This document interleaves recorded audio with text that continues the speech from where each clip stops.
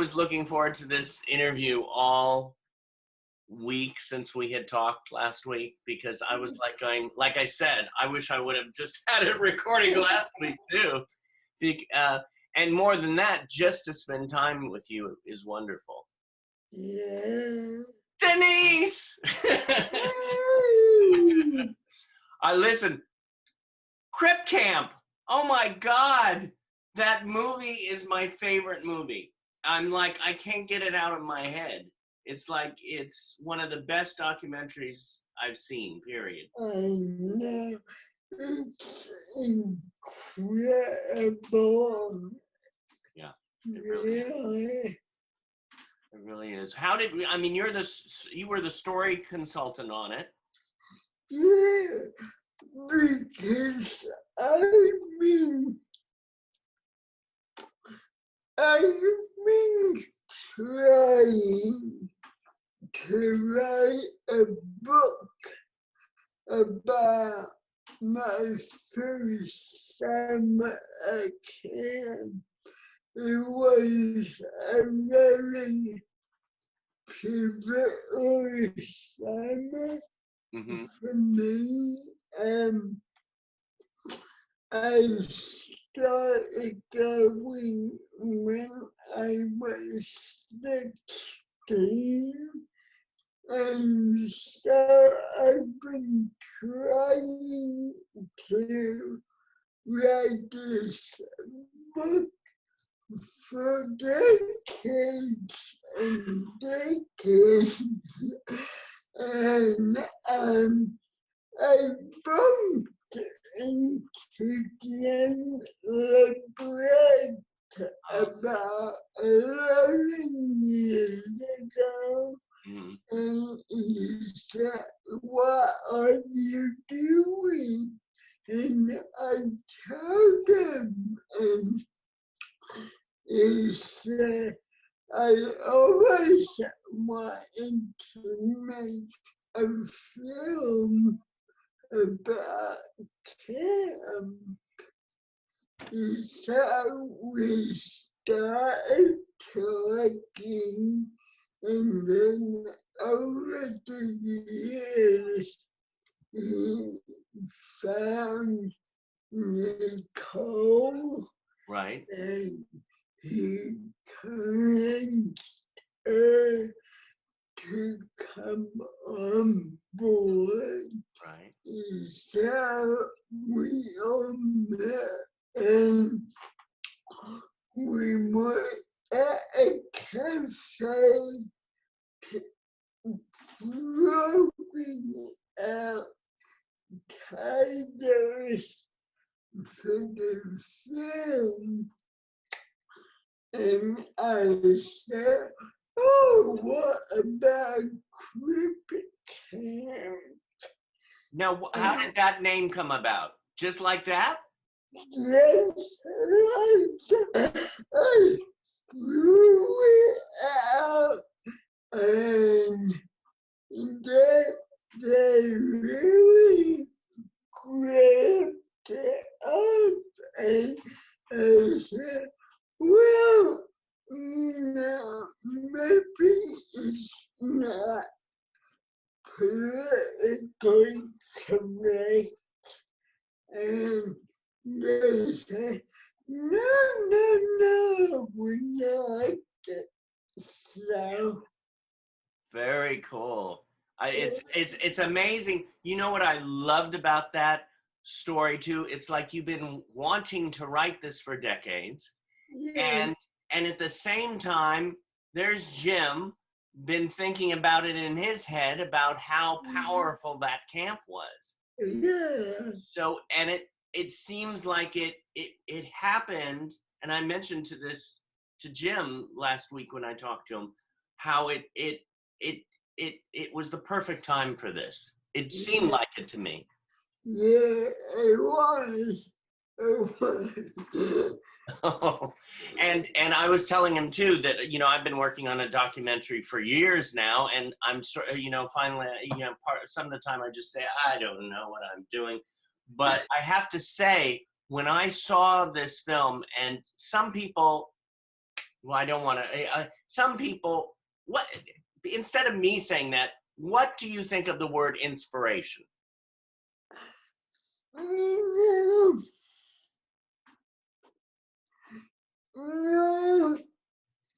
Normally, I don't like it, but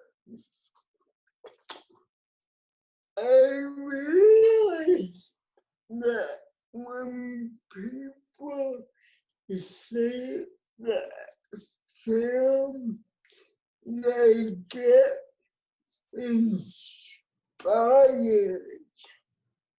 I mean, for many reasons. Yeah. And not because of,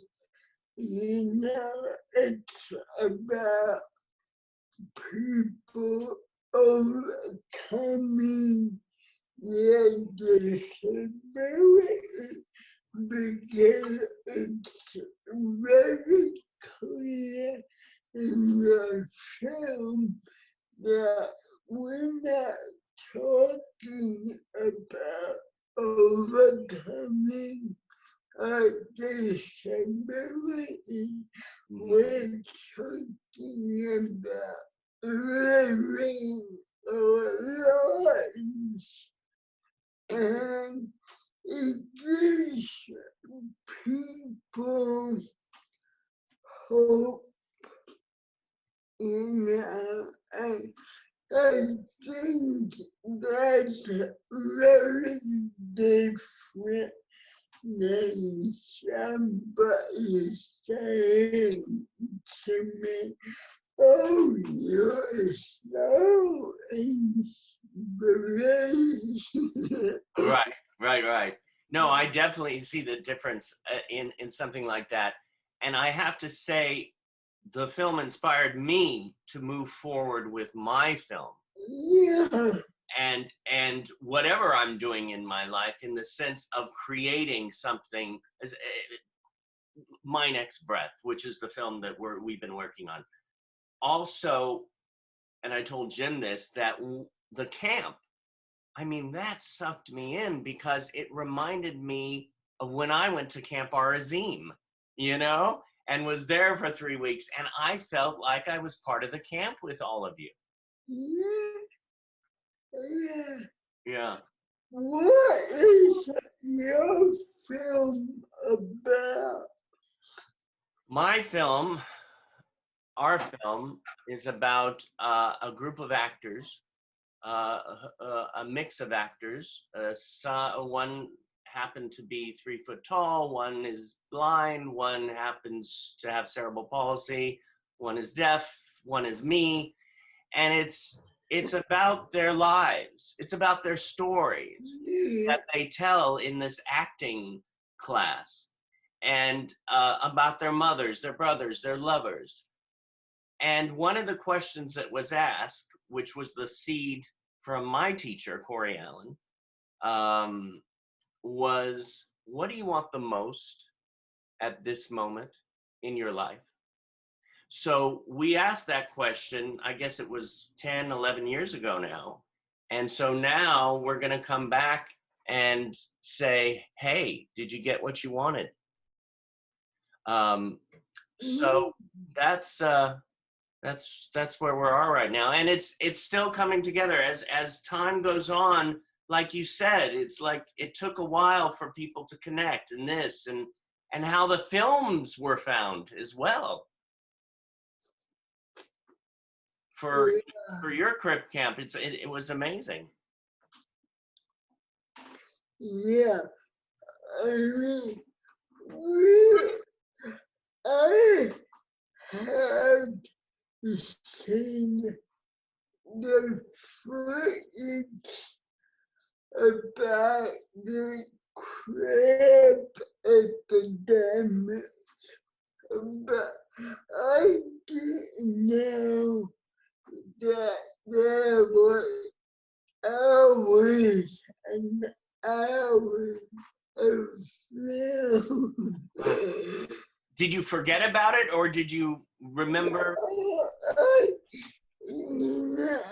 my friend and couple of women was a good friend of Alec Music.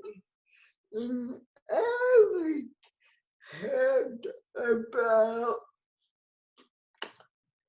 5 minutes of footage. Wow. With him and with other people. And when I saw it, there's all people I knew, but I never knew that there was tons of footage. And it's gorgeous. I was watching this. My God.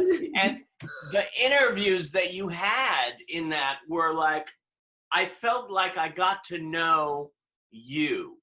And it made me want to know more of you. And you met your husband there, right? Or am I wrong? No, I knew him before I went because all of us used to go to a Saturday recreation program. Our parents made us go. Gotta love mom and dad, right? Yes, no, everybody knew everybody else, and so when you end up a camp, you may not be friends with them, but you knew who these characters were. Right. Yeah, I knew Steve Hoffman, Steve and Neil were best friends. Oh. And they used to go into Manhattan by subway, and they would crawl up and down the stairs and get people passing by. He carried the wheelchairs up and down the stairs, and they were almost arrested a couple of times. Oh my gosh. Yeah. Gosh. Well, it's amazing how the story, you know, shows you all young teenagers and how then it goes to what you did so many years later and what you're still doing, which is so amazing. I have to get something that I have of yours, and I like it so much because I feel I love the name, by the way.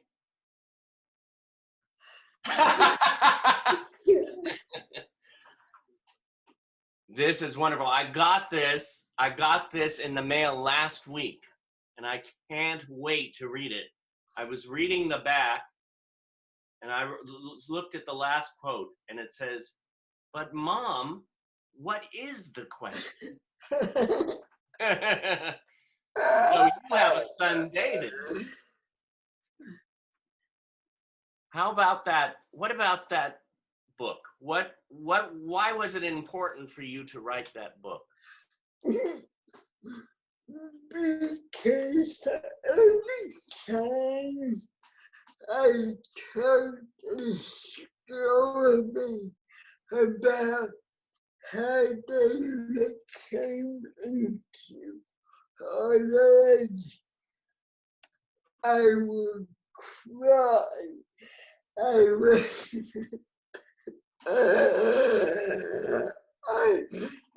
would get hysterical at the end.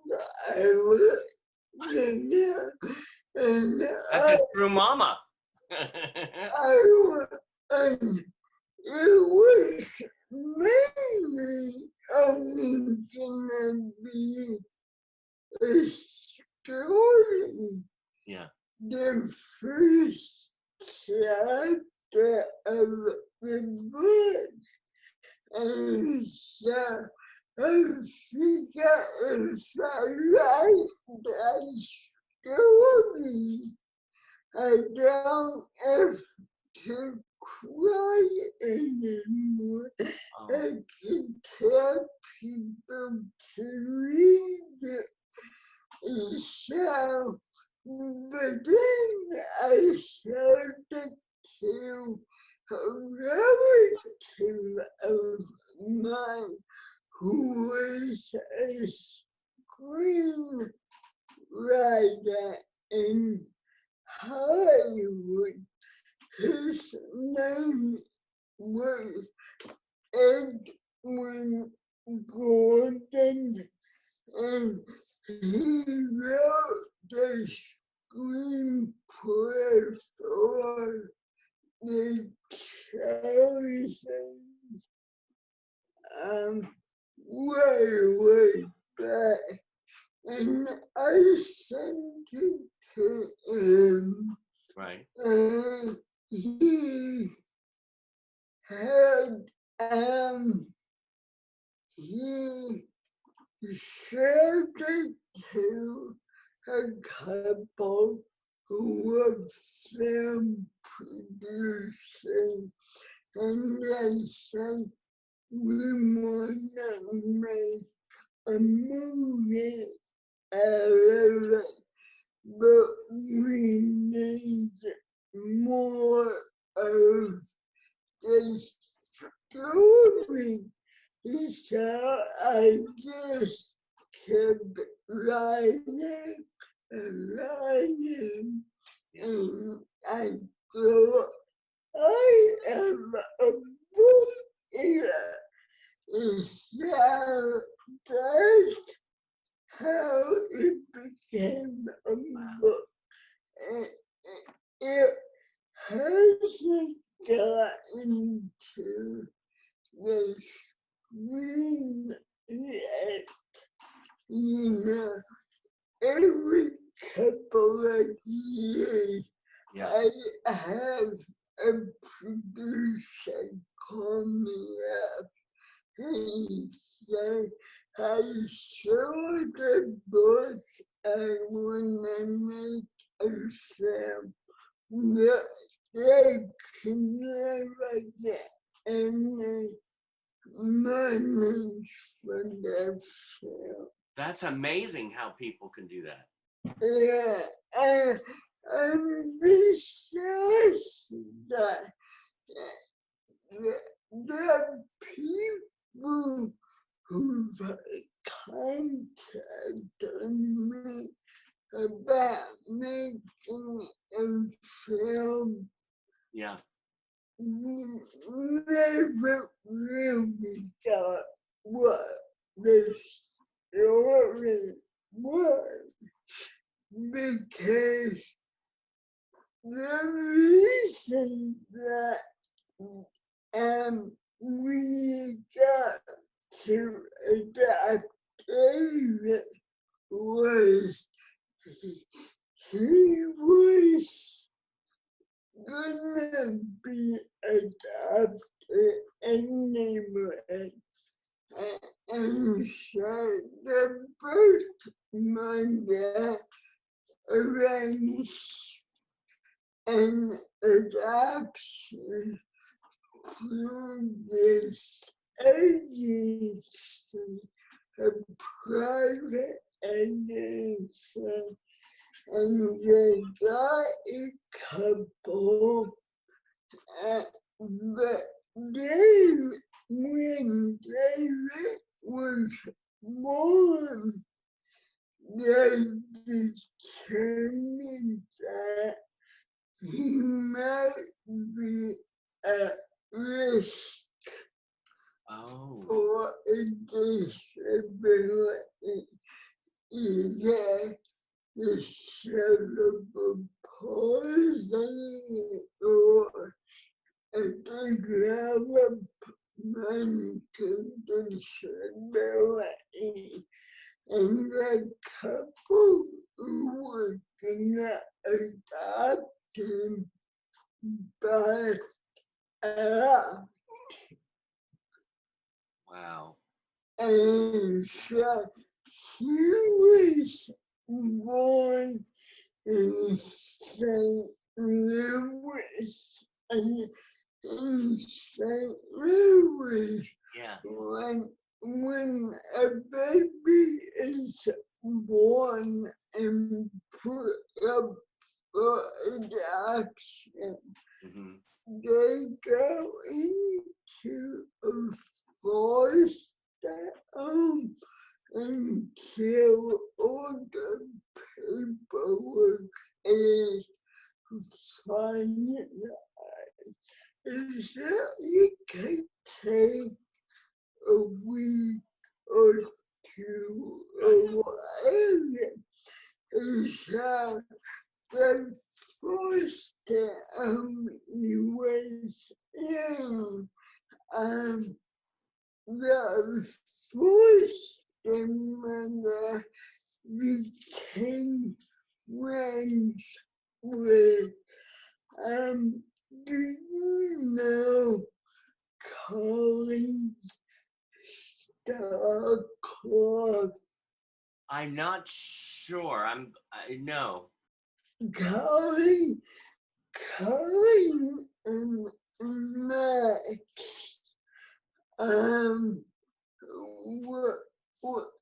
ran the independent learning center in St. Louis. And they adopted 2 kids at that time. Yeah. And the kids were in the same foster home that David went to. So the foster mom called up Colleen and said, we gotta find a home for this baby. Do you know anyone? And Colleen was a friend of Zimmerman. And she called up Judy and first asked her if she wanted a baby. And Judy said, my friends, Denise and you are looking to adopt. And she gave Colleen my phone number.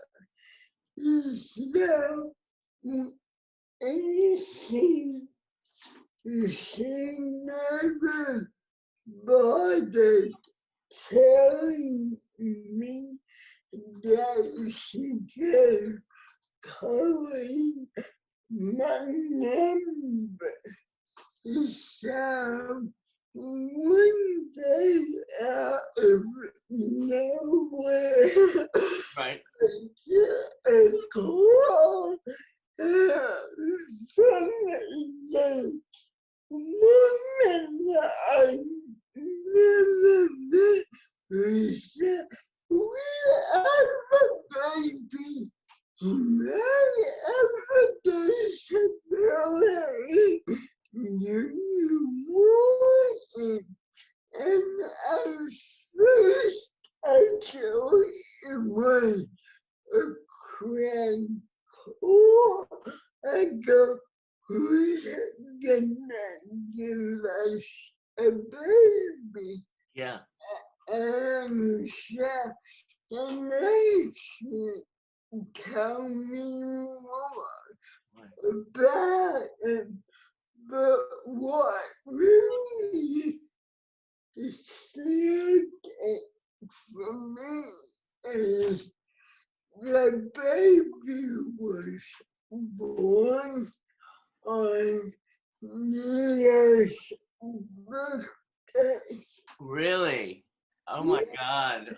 That's what a powerful day that is. Yeah. Oh my God. What would you, as a writer, because you are an activist, you're an author, you're an educator, you're a counselor, you're an administrator, and you're an oral historian at UC Berkeley. Those credits. So I wish I could have just a part of that resume. What would you tell some of our students who are watching this, Performing Arts Studio West and Meet the Biz and whoever on the internet? What would you, let's say they say, I want to be a writer. What would you do about saying, this is what you need to do? First of all, you really got to learn your craft. And it took me a while to figure that out because I didn't really learn my craft until I was older. And that's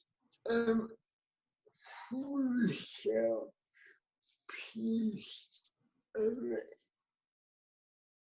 Well, it's you were saying that about it took time, and sometimes it takes time to do these things. Sometimes, whether it is a film or even just writing a piece or deciding to be a writer.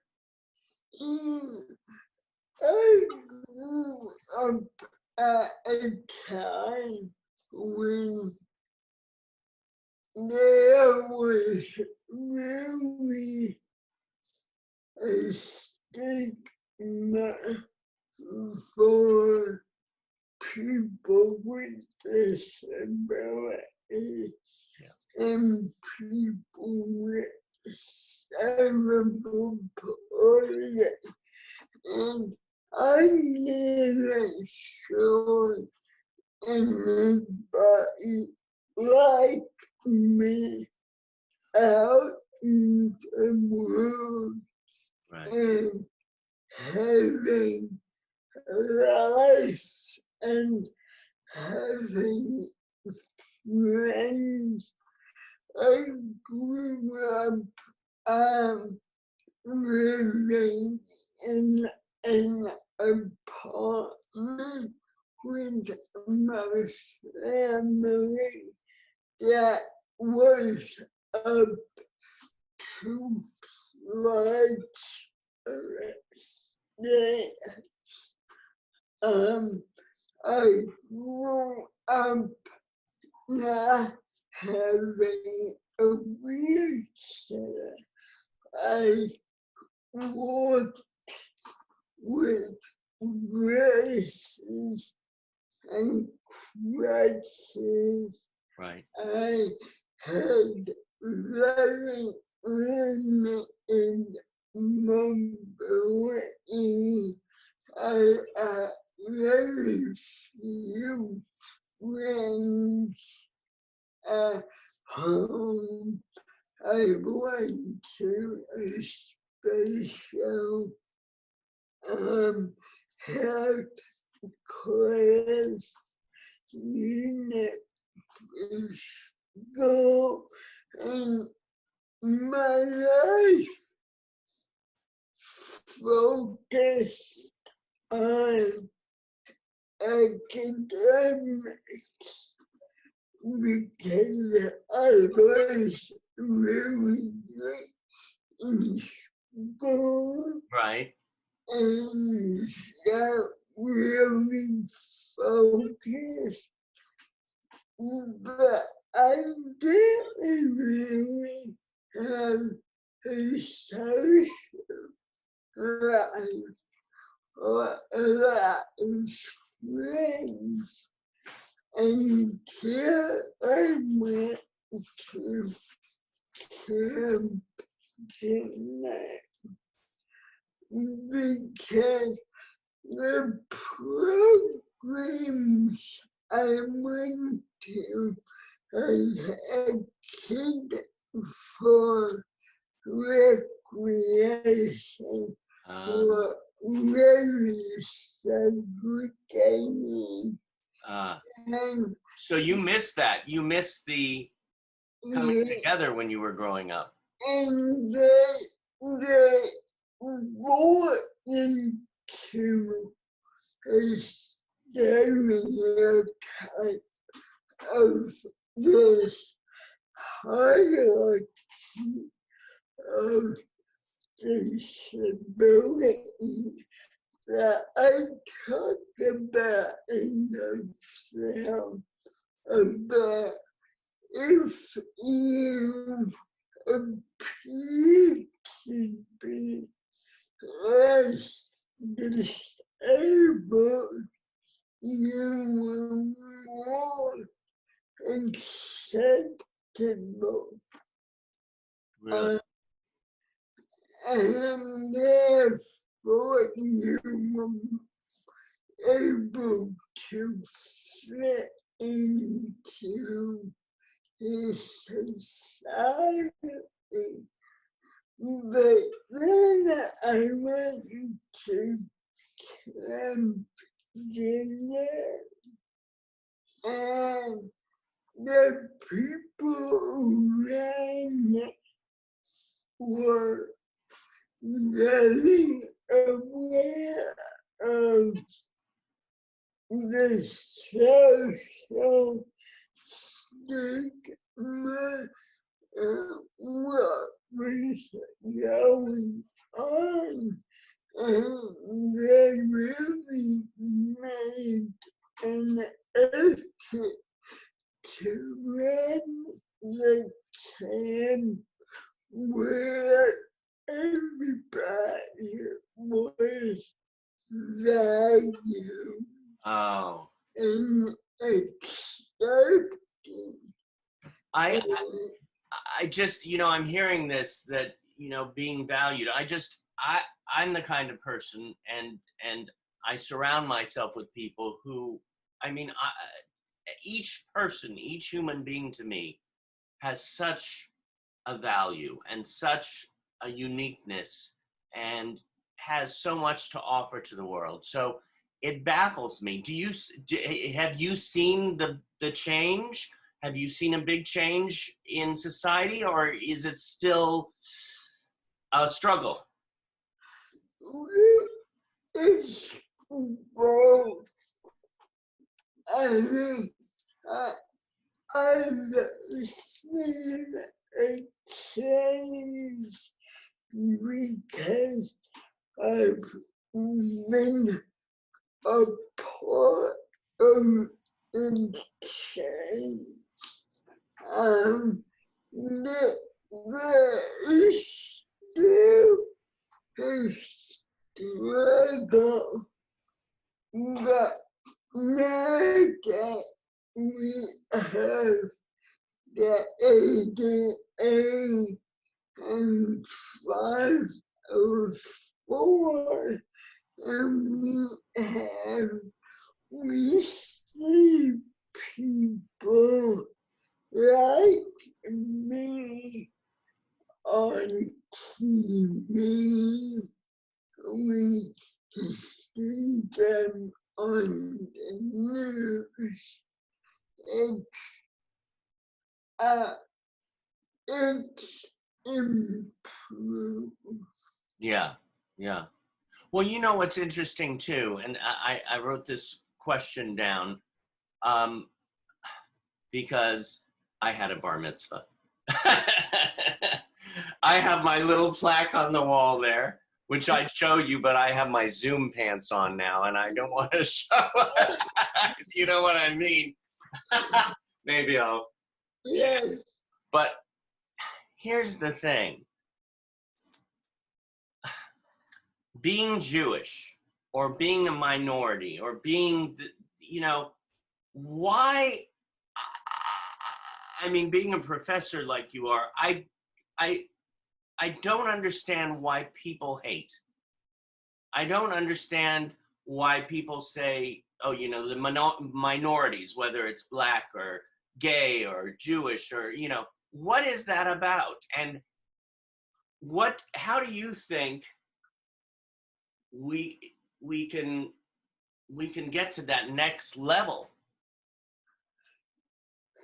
of acceptance? I think it's about fear.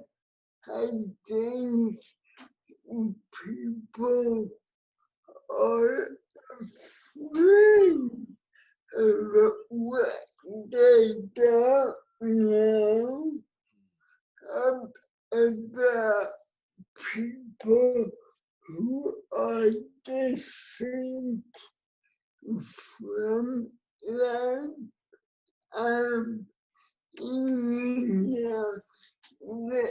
They like to put them in a box. Yeah.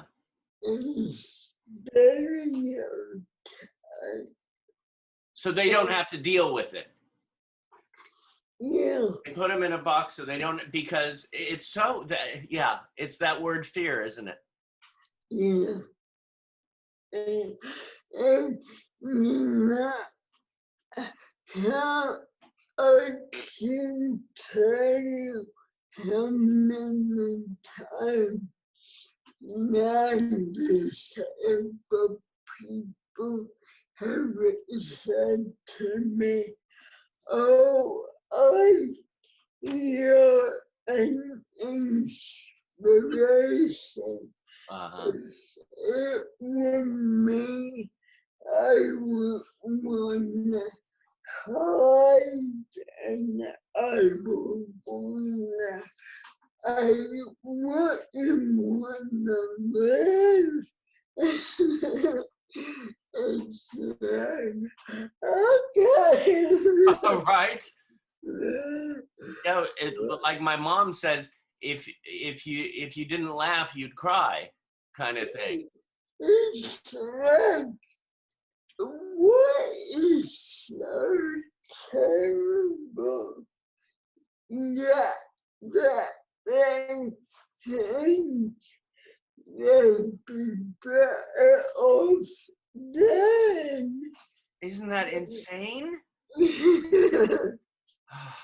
How I'm just about changing people's perspectives about how to help others change that fear over to love or excitement about everybody's differences, yet their similarities. And that's what I think Krypton does as a film.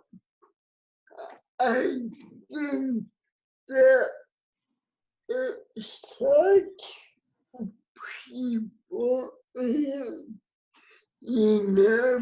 people who might never ever choose to know someone with a disability. The first thing you see in group camp is James crawling up and down the stairs, and then you're at the camp and you see all these campers and counselors is being themselves and being free. Yeah.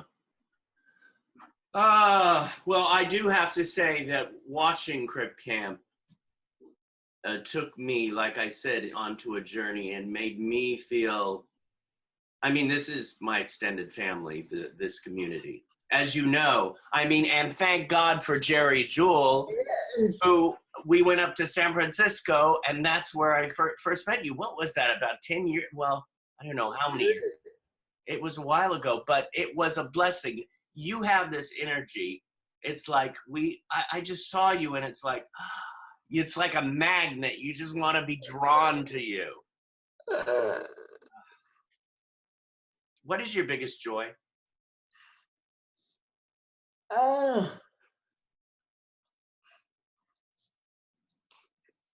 My family is my biggest joy.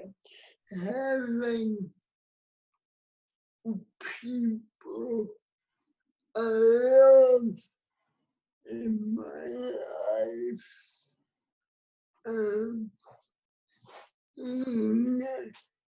just saying how incredible life is. You never know where life will take you.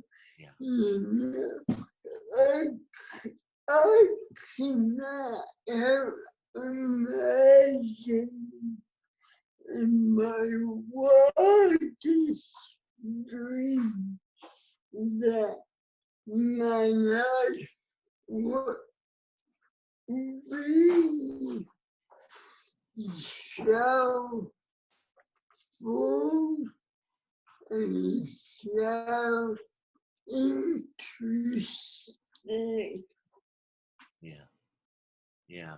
Well, in regards to that too, I did talk to Jerry beforehand. She sends her love, and we both said we need to have a Zoom party. Yeah.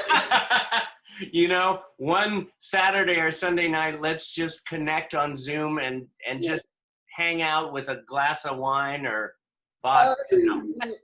I would love that. Me too. One last question. You have a book that is coming out in the works? In the works, and it looks like it will be published. That it's gonna be a while. Right now it's in the proposal stage. Got it. I got a lot of the material is already written. It just has to be put together. And we know that when it comes to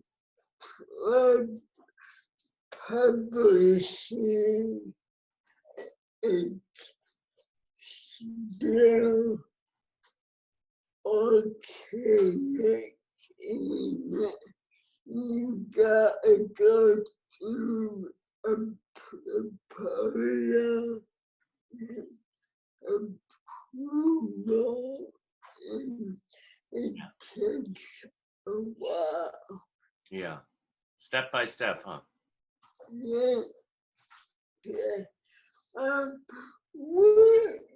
more thing about what I need is that email.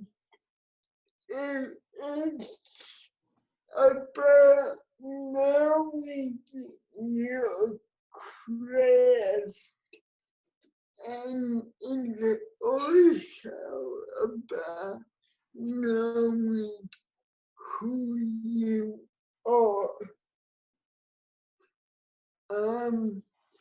And you may not know it at the beginning, but the more you write and you tell your story, the more you will know intuitively where you want to go. What, you want me to tell them what happened? Well, two people got cramps and they're spreading. We were all very hyper about it. And I have to go shower some people. I'll see you later. I wanted to be part of the world, but I didn't see anyone like me in it. I hear about a summer camp for the handicapped run by hippies. Somebody said you probably don't smoke dope with the counselors, and I'm like, sign me up. Come to Camp Jeanette and find yourself. There I was in Woodstock. You wouldn't be picked to be on a team back home, but at Jeanette, you had to go up to bat. Even when we were that young, we helped empower each other. It was allowing us to recognize that the status quo was not what it needed to be. The world always wants us dead. We live with that reality. At the time, so many kids just like me were being sent to institutions. It was just a continual struggle. Most disabled people, like myself, are unable to use public transportation. We needed a civil rights law of our own. A rehabilitation program has been vetoed by the president because it was cost prohibitive. We decided we were going to have a demonstration. You get the call to action, to the barricades. A small army of the handicapped have occupied this building for the past 11 days. So many people from Camp Jeanette found their way into the building. The FBI cut off the phones. The deaf people went, we know what to do. That's how we communicated to the people outside the building. The Black Panther Party would bring a hot meal. We were like this. We are the strongest political force in this country. We will no longer allow the government to oppress disabled individuals. And I would appreciate it if you would stop shaking your head in agreement when I don't think you understand what we are talking about. What we saw at that camp was that our lives could be better. If you don't demand what you believe in for yourself, you're not going to get it. I said for pleasure. You like to see handicapped people depicted as people. Excuse me?